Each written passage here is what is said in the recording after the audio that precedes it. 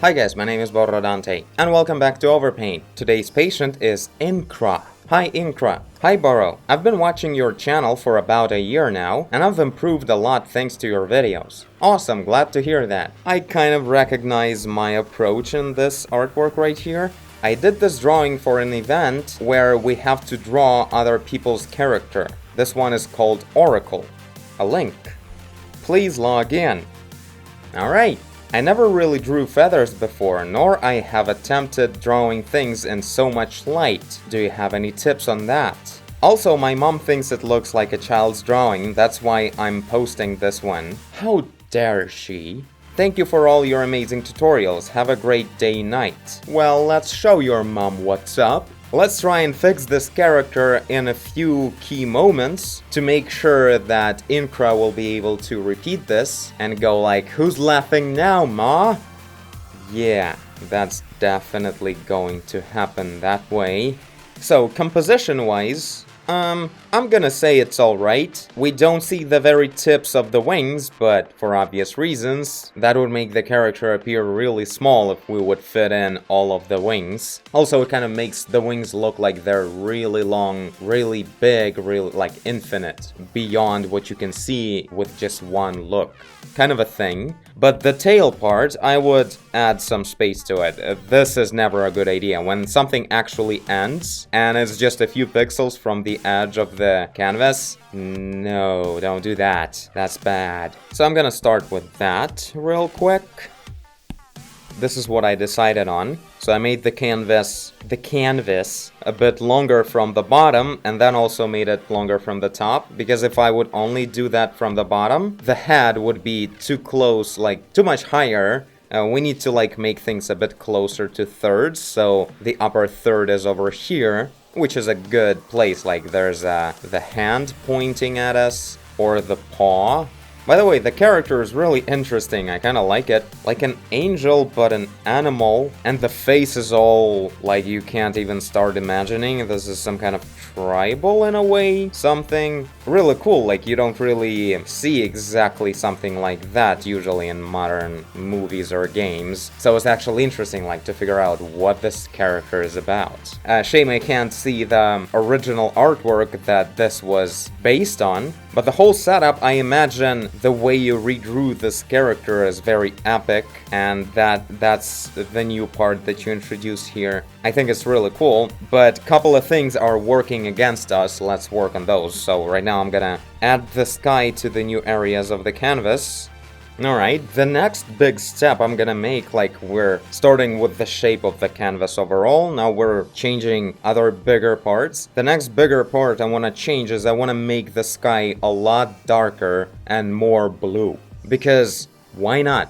Why not make it actually more saturated and like really present, good blue color? That will let us play with a really cool contrast on the wings, on this rim light of the wings. You see, they have really cool bright outlines because they're translucent and the sun is right behind the character, but we can't really see this awesome outline because it almost blends into this super bright sky as well. So why not introduce that extra contrast? Which would kind of make sense, like there's no reason not to make that. The reason why the sky would be this bright, really close to the sun, the way it is here, if there would be like a pretty strong haze in atmosphere. When there's like not a fog, but something close to it, it's called haze when you're simulating sky in 3D programs. It's called haze when you have like more of this glowing, because atmosphere like diffuses skylight a bit more, and not skylight, sunlight specifically, and you get the haze. But if it's clear sky, clear atmosphere with no particles floating in the air, it would be much sharper. It would be just really bright sun, and right next to it will be a good, dense, vibrant blue sky. So I think it's only to our benefit to make it look like that. So let's do that. I'll probably cut out the character. It's always a good idea to start with that when I paint over something.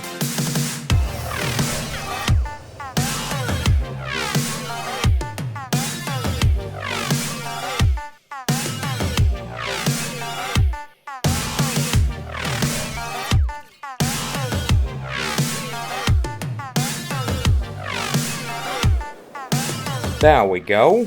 Now let's see, I'm gonna literally color correct it.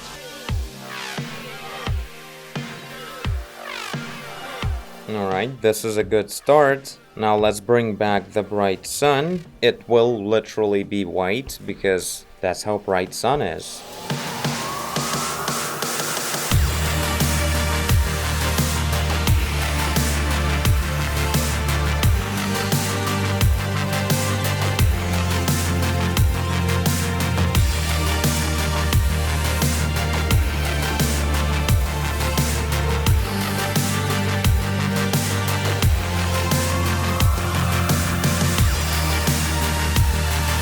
So the logic behind making the sky darker, even if there's a haze really, is simply because when we're looking directly at the sun, if we want to see anything but just the white color, we need to lower the exposure a lot, like this.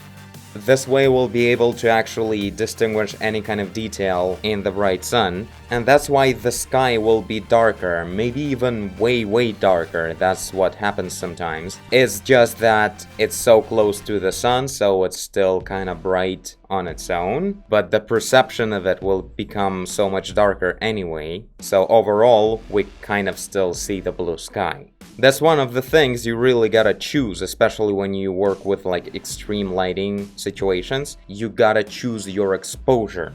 Where is the middle brightness for this painting? It may be very different. So right now I chose the middle brightness closer to the sky level. And that's because I want the picture to overall look, well, saturated. I want things to be present. If I would make the sky bright, then like everything will be too bright and there will be not enough contrast. In this case, I have the sun really bright, the clouds lit by the sun really bright, and all the rim light on the character everywhere will be really bright, like really close to the actual brightness of the sun itself. And these details, the bright details I just described, the clouds, the rim light, and the sun itself, they need to be much brighter than the main background color, which is the blue sky. So I made the blue sky the middle, the rim light, the sun, and the clouds will be really bright, and the character themselves will be darker, except for the rim light,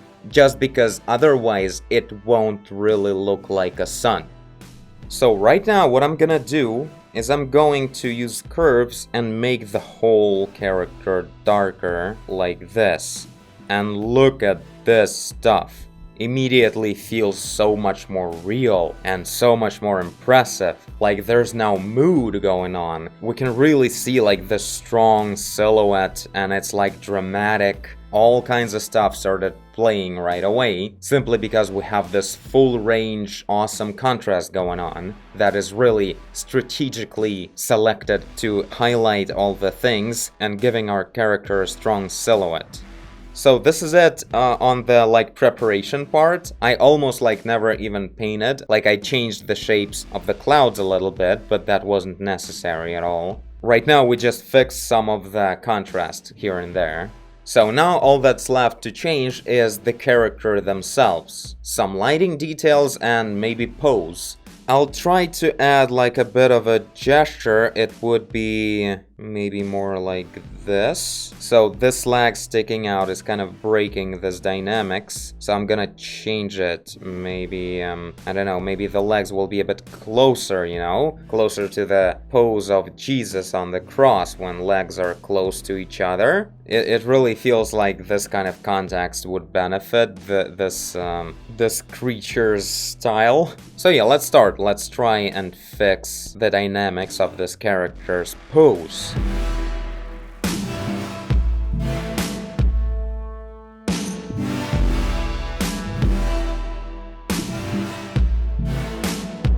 So I changed the pose a bit. So initially it almost felt like the character was standing on the floor and maybe a bit dancing, like what's up? So I changed the feet so they're in much more of a recognizable like floating state. Usually flying characters have this thing. One leg is a bit higher, another is a bit lower, and both of them are like relaxed this way. there's no need to like extend the feet when you're floating. They're usually like close to each other in a resting position. Then I continued this flow of motion like that, so things would be a bit more, you know, like a leaf shape a bit. And finally I changed the top part, mostly the pointing hand, pointing paw.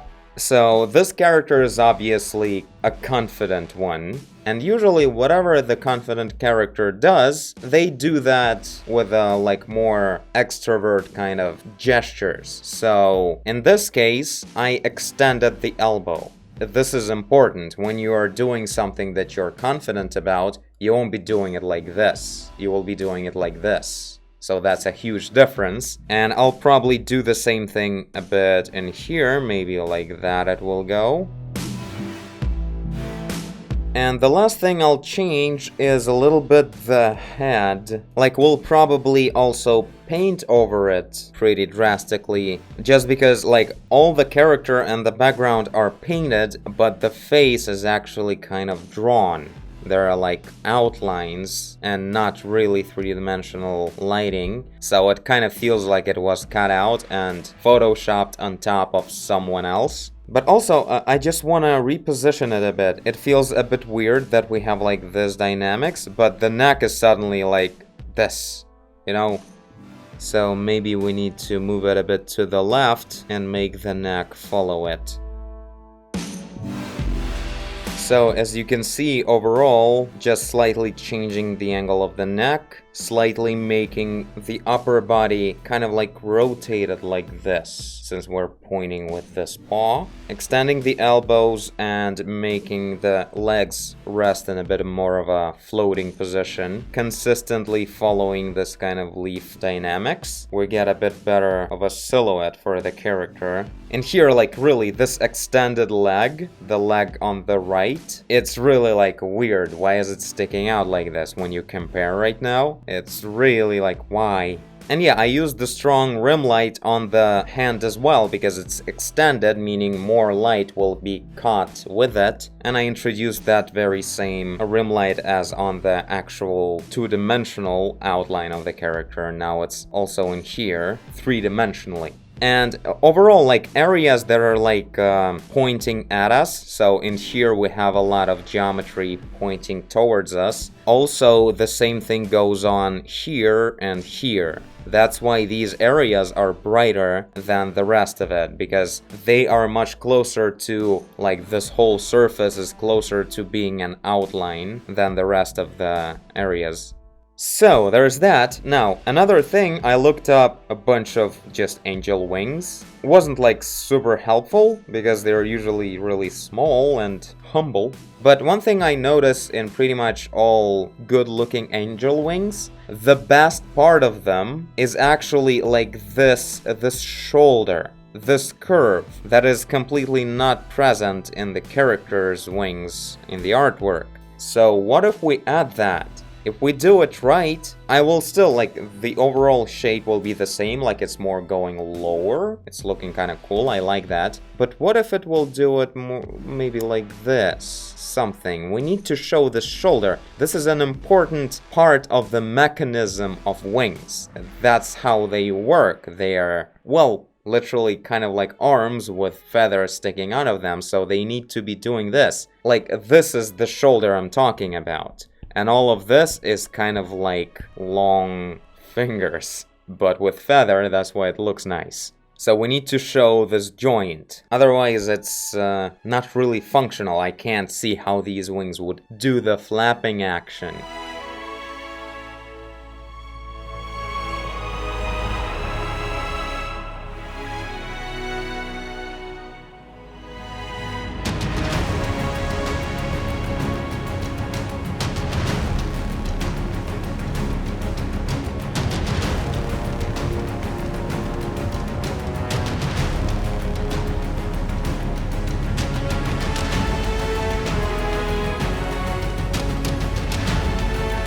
So now I gradually switched into like changing the lighting. Obviously all the new details I added is already introducing that. So now I want to make sure like the area that is not lit directly by the sun needs to be lit directly by the sky. So I'm gonna do the good old routine of making surfaces that are facing downwards darker and surfaces that are facing upwards brighter. And that will introduce some of a more realistic and precise look for all of the geometry.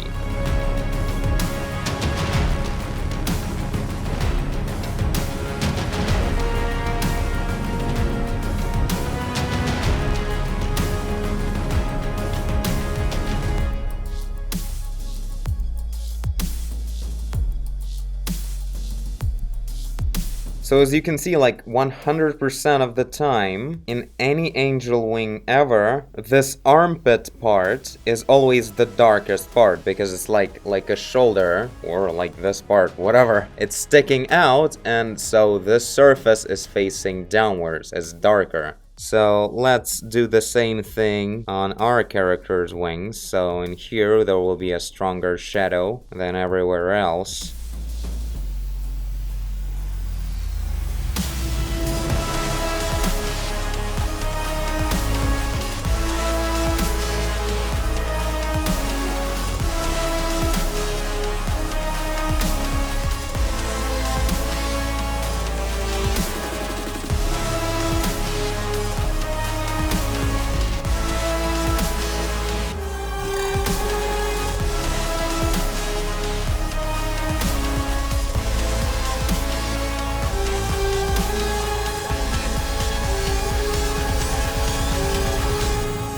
Alright, overall I'm done with the character. I think this is what I would be going for. Maybe more precisely because I would spend more time, but yeah, this is what I would do.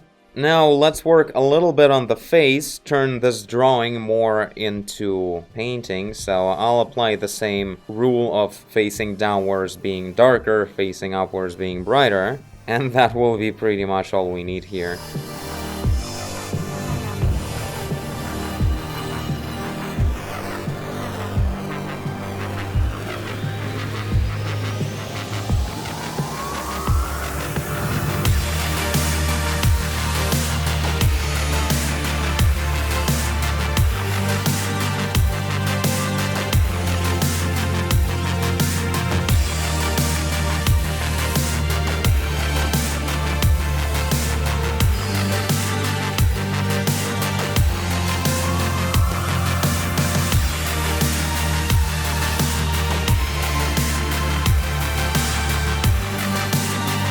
Alright, I think this is it. The face turned out quite alright, I guess. Yeah, like this was mostly like an outline, and I sort of shaded it up. Added stronger shadows in between the streaks of hair at the top, and made the upper part of this curvature of the hair brighter than the forward-facing one.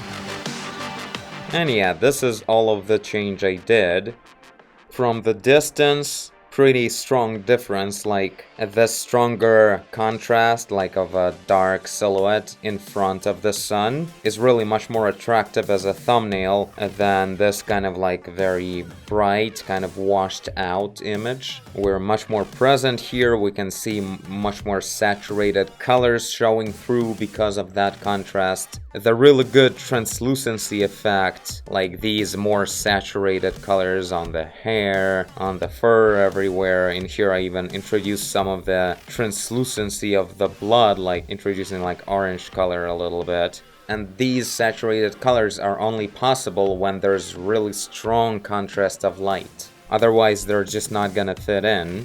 And slight changes in the pose and the anatomy of the wings. To think of it, I would probably have to change the curve a little bit. Like, I'm not even sure anymore that introducing this shoulder to the wings was exactly 100% justified. Maybe that's some special kind of wings that just go downwards like that. I don't know. But yeah, I pushed it towards more of a traditional look of angel wings.